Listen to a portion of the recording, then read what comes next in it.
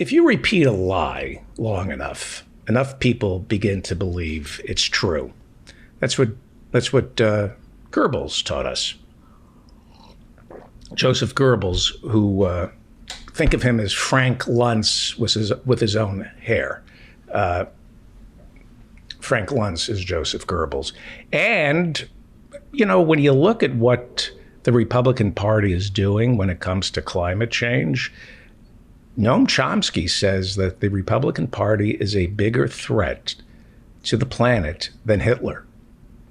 So that means Frank Luntz is actually more dangerous than Joseph Goebbels. Frank Luntz, a very sick man, very sick man. Well, the big lie last summer was that George Floyd, that his protests, the protests that came out of his death, that they were somehow violent. Now, this is repeated every day by Republican politicians.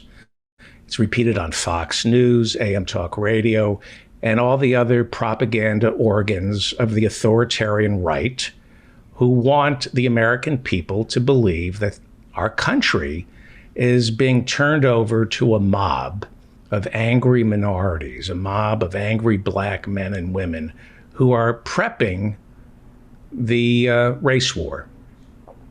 I know a couple of rich white people who for 20 years have talked about the race war that's coming, because they just figure if they were black, they would do to white people.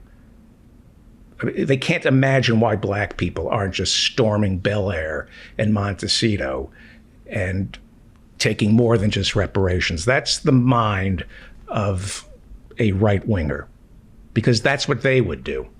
So, of course, when they see black people marching, they see race war.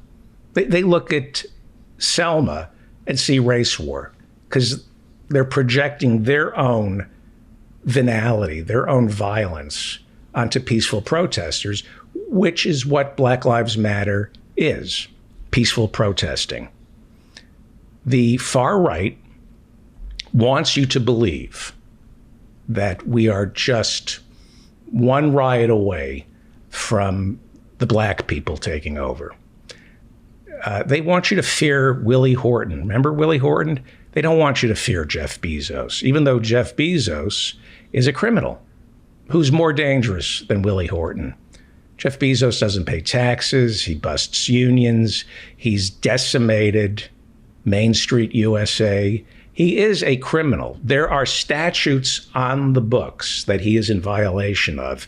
And if we had a Justice Department that prosecuted billionaires, he would be behind bars. The people who work at Exxon, who knew that they were pumping greenhouse gases into the atmosphere that would raise the planet's temperature. They knew about this in the 50s. That's criminal. They hid the evidence. That's criminal. If we had a Justice Department that prosecuted white executives instead of unarmed black men, they'd be in prison. We need cops on the beat patrolling the corporate suites. We don't. And if we did, hundreds of thousands of lawyers, accountants, bankers, health insurance executives would be behind bars tonight, because they are breaking laws. They are breaking criminal statutes far more dangerous to society than that Fugazi 20 that George Floyd might have tried to pass off at that convenience store. Did we ever find out if George Floyd was passing a counterfeit 20? We never did find out. But he ended up dying because of that, because he passed, allegedly, a 20. Believe me, the executives who work for the hospitals, the health insurance companies, they are committing crimes far worse. They would be locked up if we had a Justice Department that enforced the laws that are already on the books. We don't need new laws. We just need a president and an attorney general who will enforce the laws that are already on the book. But the police, they work for the people who are breaking those laws. So they convince us that it's the unarmed black man who must be feared. We must fear the mob, the angry women and black men who are marching. They're the danger. So it suits the right's agenda for us to be convinced that last summer's protests were violent. Now, that is a lie. They were not violent, and I'll get to the evidence in a second. Last summer was peaceful. Unfortunately, this lie about last summer's protests, BLM protesters, unfortunately, this lie about those protests being violent is also getting spread on this show by my friends on the left. I have had some guests come on this show, good friends, people I respect, who say something along the lines of, yes, January 6th was violent, but no worse than what happened last summer. These are bright people on the left who are saying this, and it's not true. I have friends on the left who think Trump is not a fascist, that the people who stormed the Capitol while menacing and breaking the law, they believe, my friends on the left believe, that they were not part of some overarching conspiracy to destroy democracy. And my friends on the left are just plain wrong. My friends on the left, some of them discount January 6th. They say we're taking our eye off the ball. The real problem is Nancy Pelosi. The real problem is Chuck Schumer and Biden not providing Medicare for all, not providing the type of infrastructure bill, not providing the American people all the goods that are necessary to prevent this country from turning into an authoritarian fascist regime. Now, both things are true. Biden, Pelosi, Schumer, if we end up, and it seems, I think we're heading there if we're not already there, we're not there yet. If we end up losing all our civil liberties and falling under the thumb, the jackboot of a fascist regime propped up by the right-wing authoritarians who not only stormed the Capitol, but were in the Capitol as elected leaders, Paul Gosar, Mo Brooks, Marjorie Taylor Greene, Boebert.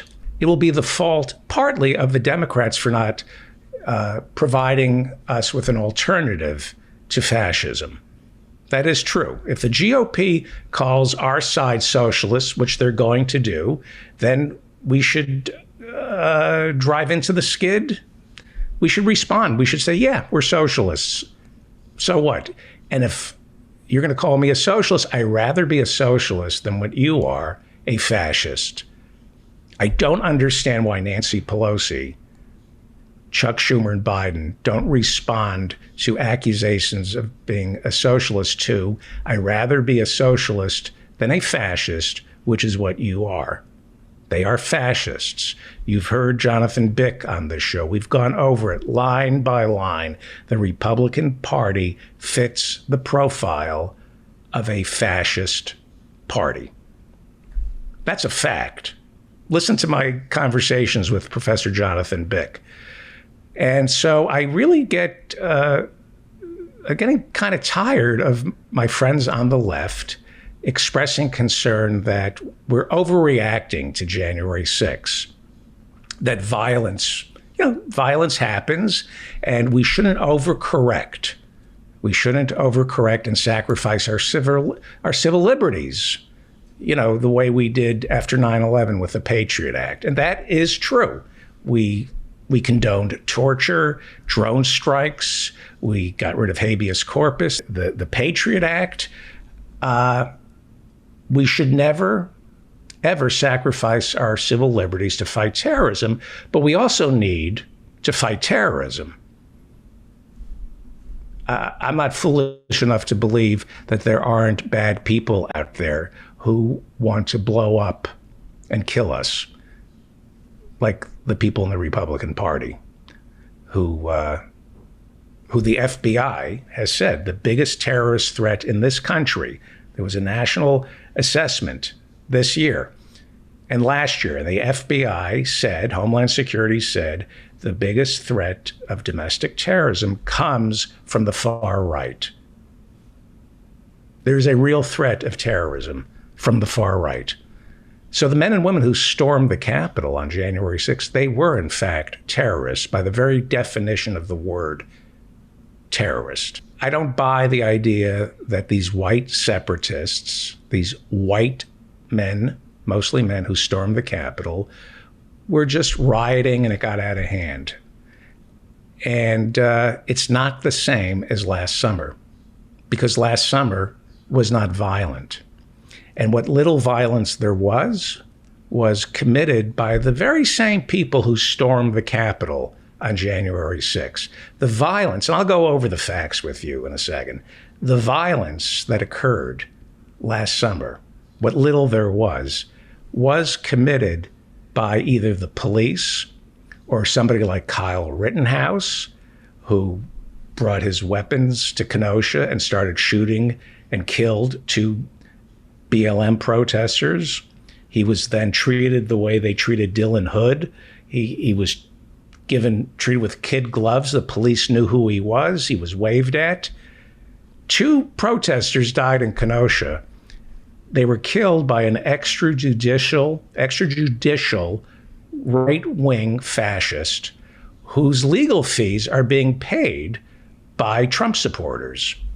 So 3 people, I'll go over those numbers in a second. The last summer was not violent. The Black Lives Matter protests were peaceful. The Washington Post, owned by Jeff Bezos, the Washington Post is a legitimate news source. Their editorials slant to the right, the same way the Wall Street Journal, their editorials slant to the right, but their news gathering operation is as close to you can get to objective as you can get. People don't know the difference between an editorial and a news story. So they read an editorial in the Washington Post or the New York Times and they automatically assume, oh, it's a right-wing pro-business newspaper. Well, their editorial policy is right-wing or is centrist, but the reporting is as objective as you can possibly get. But most Americans now are too stupid to know the difference between an editorial and a news story. Anyway, the Washington Post, which is a legitimate news source, studied the 7,308 protests that took place last summer. And this is what the Washington Post concluded, and I quote, "The Black Lives Matter uprisings were remarkably nonviolent. When there was violence, very often police or counter-protesters were reportedly directing it at the protesters." So any violence that took place last summer, the violence was committed either by the police or counter-protesters like Kyle Rittenhouse. The Post, the Washington Post, concluded that violence and looting at close to 8,000 protests last summer, violence and looting was remarkably low, unquote. The violence that did take place last summer was, according to the Washington Post, committed primarily by the police. And most, if not all, of the looting that took place was done by outside protesters, counter-protesters, many of whom were white and right-wing. And yet, somehow, this lie is being spread that last summer's BLM protesters were violent. They were not violent. Again, Homeland Security had a threat assessment in the fall, and they emphasized that white supremacist groups By the way, and this was Donald Trump's Homeland Security saying this. They said white supremacist groups are the most dangerous threat to U.S. security. And yet the lie continues that last summer was violent. If you say that, you don't know what you're talking about. You're wrong. Or you're purposely lying to fit some narrative into your own agenda. BLM was non-violent. Now, why is it so easy to spread the lie? Because most people don't read, they watch television. And CNN, MSNBC gave those protests wall-to-wall coverage. And anytime there was a police car on fire or the police firing tear gas, the TV cameras were all over that. You know, their reporters can't wait to be embedded, on the street covering the protests. If there's a peaceful protest, it doesn't get covered. You only see the police and the protesters. If there is a police car on fire, that is all you're going to see. And that is why getting your news from television is dangerous, because it makes you ignorant. If you get your news from MSNBC and CNN, it makes you ignorant. It's you don't know what's going on. The news is not pictures, it's words. And it's so easy to create a lie with a television camera, just with the angles, what you choose to show and what you choose not to show. And CNN, MSNBC, of course, Fox, they need eyeballs. And when you're flipping around, you're not going to go, wow, look at that. Look at that peaceful protest in Santa Monica. Look at that. Let's watch this. It's so quiet. And these BLM protesters are chanting and marching and exercising their First Amendment rights. Isn't that beautiful? Hours and hours of peaceful protest. I'm just going to watch that. Yeah, right.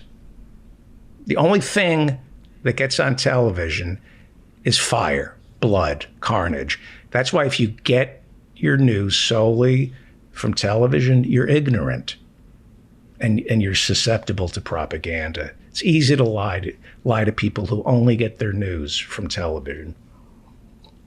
I don't mean to be cruel. I know that sounds wrong, but if you're only getting your news from television, you're ignorant.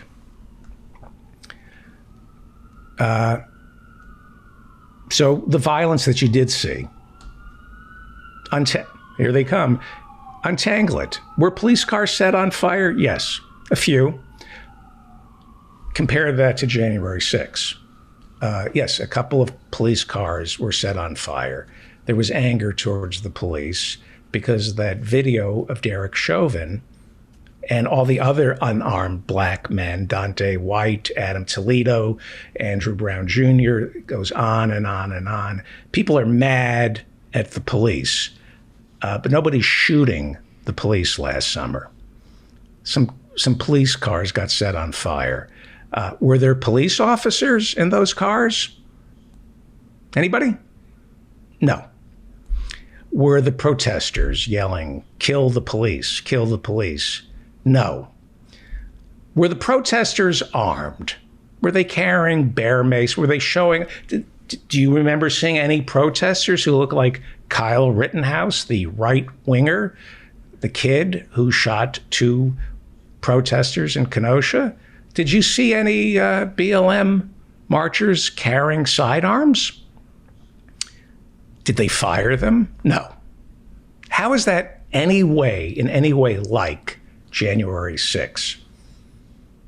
Did Derek Chauvin's police precinct in Minneapolis get burnt to the ground? It sure did.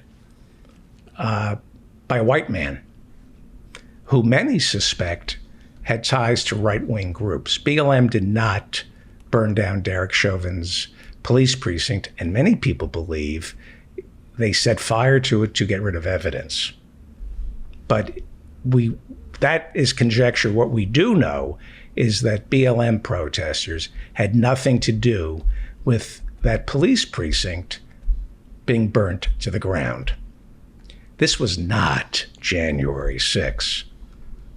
What you saw last summer was about 100 days of protests, peaceful protesters, Americans exercising their First Amendment rights, who had every right to be angry about George Floyd and all the other unarmed black men who are getting gunned down, all the other unarmed black women who are dying in prison cells under questionable circumstances.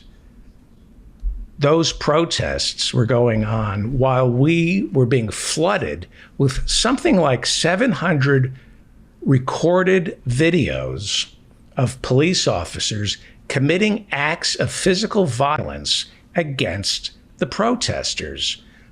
The New York Times ran videos of the New York City police officers beating up on the protesters, and it was a low-grade, slow-motion police riot. This past summer in New York City was a slow-motion police riot. The videos are up there at the New York Times. Go look at them. It's one incident after another of police officers beating up on protesters. Anybody who has studied last summer knows that 99% of all the violence from last summer was committed by the police. The conclusion from the Washington Post was the protests were peaceful until the police showed up. What was the... Hang on. Hello? Hello? Hi, my name is Sue, BAS Insurance. How are you doing today? You're from what insurance?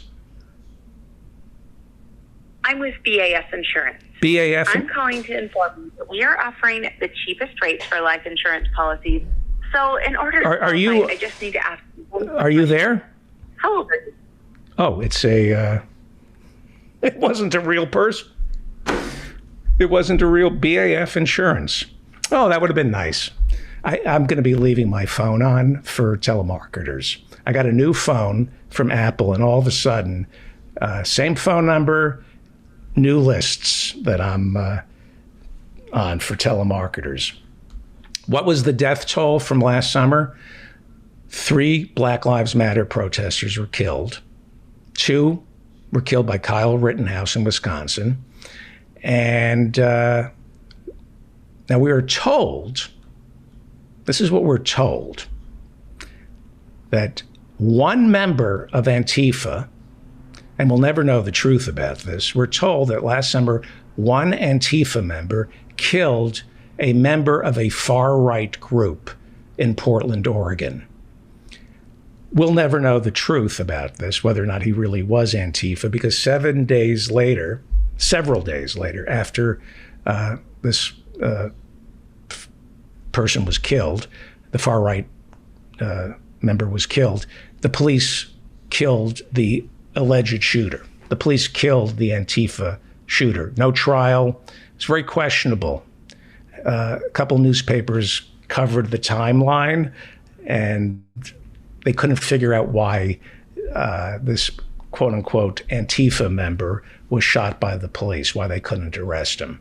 But I'll give it to you. Antifa, which is not BLM, I'll give it to you. Antifa killed a member of the far right. Okay? By the way, this week, 2 more DC cops committed suicide. Two more cops who were part of the January 6th line trying to save the Capitol. 2 more committed suicide. So how many police officers died last summer? We're being told that last summer was very violent, right? How many police officers were killed? 1 in California. And he was shot by a member of the Boogaloo Boys. Those aren't BLM members. The Boogaloos, look them up. They are racists. They are alt-right. They are like the Proud Boys. They are Tucker Carlson fans.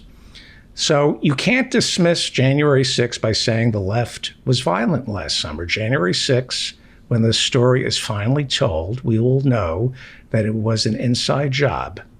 The president, members of Congress, some members of the police, they helped. And it is not the same as the peaceful Black Lives Matter protests from last year. One police officer died last summer, and he was killed by the Boogaloo Boys.